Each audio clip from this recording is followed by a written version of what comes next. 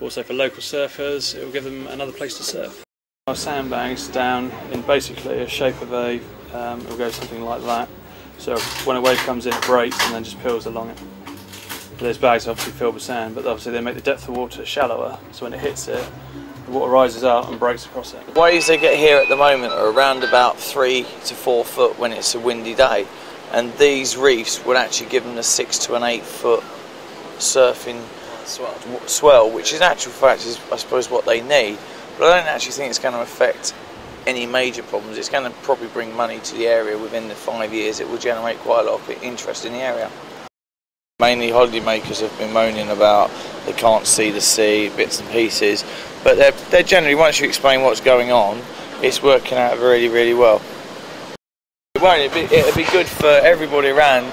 All the natural resources are being used on the beach. When it actually goes, when it's finished and it's put inside in the sea, it will actually form like a coral. If you was in South Africa or Australia, you get the coral, because it go in hessian bags, which are a special designed hessian that is fish friendly.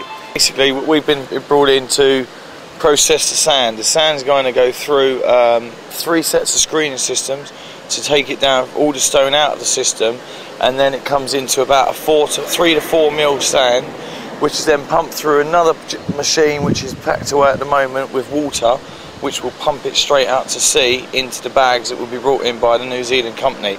We need around about 135,000 tonne of sand. We will use 110,000 tonne to do it. Yeah, basically everything that's in here, once they finish, will go back to natural resources. Nothing's being taken away from the site. If you go along the side here, you'll see where we've dug down to the original steps where they finish at the bottom of the beach. And along there is all the stone and shingle that's coming out of this machine. It's been laid back down on a layer which has actually started to soak the waters up. And if you actually have a look, you'll see just what we mean by laying it down and then cover it with sand so it doesn't get disappearing from the beach. Reef, fish come to the reef, bigger fish come, and so all in all it's good for the surfers, good for the fishermen. Basically it's good all round. Yeah, I don't think it would be too much of a problem as long as they kept it sort of to a small area and as long as it doesn't have too much of a damaging effect really. Yeah, it's bringing a lot more people into the local area, and then obviously creates a lot of public interest in regards to surfing. So as a surf school, we tend to benefit quite well off it.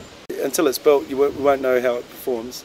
Any offshore submerged reef will probably create more coastal protection than actually take it away.